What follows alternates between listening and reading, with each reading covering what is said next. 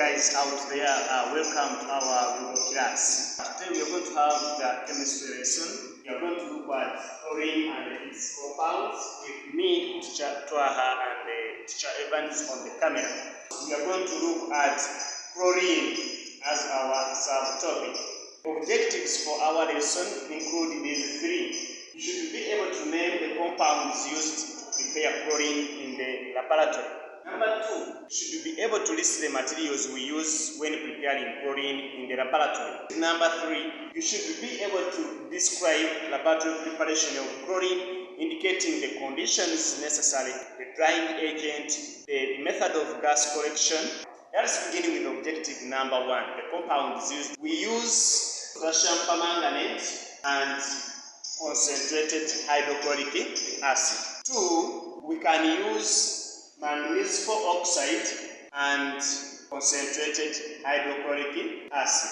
Objective number 2, the materials used in preparation of chlorine. We use the isopropyl flask. It can be flat bottom flask like this one, wash bottle, delivery tubes, and the gas jar. Preparation of chlorine using potassium permanganate and hydrochloric acid.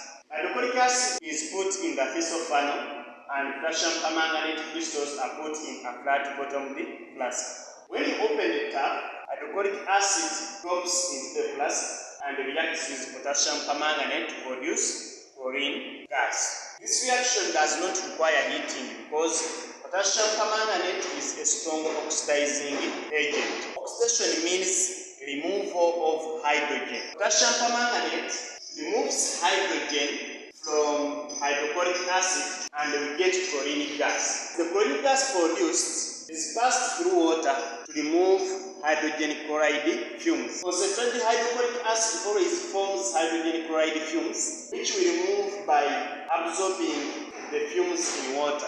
Chlorine gas is slightly soluble in water, but hydrogen chloride fumes are more soluble in water than chlorine gas.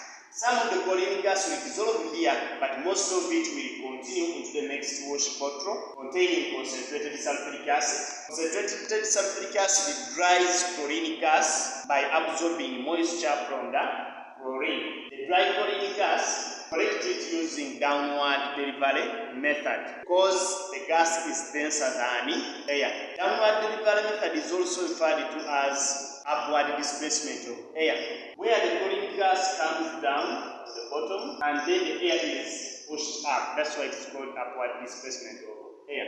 If we don't use potassium manganate 7 and the concentrated hydrochloric acid, we can use concentrated hydrochloric acid and manganese oxide. We use the same apparatus and the procedures are similar. There is one difference in these two preparations. When we use manganese oxide, carry out heating because manganese oxide is a weak oxidizing agent. It has less power, less energy of removing hydrogen from hydrochloric acid. Therefore, we have to carry out heating in order for manganese oxide to oxidize hydrochloric acid. When we are using manganese oxide, we use a round bottom flask because there is heating. When we are using potassium permanganate, we use flat bottom flask because there is no heat. The conditions for the reaction is that in the first preparation, where we are using potassium manganate 7, the reaction occurs at room temperature. That is condition 1. Condition number 2, hydrochloric acid must be concentrated.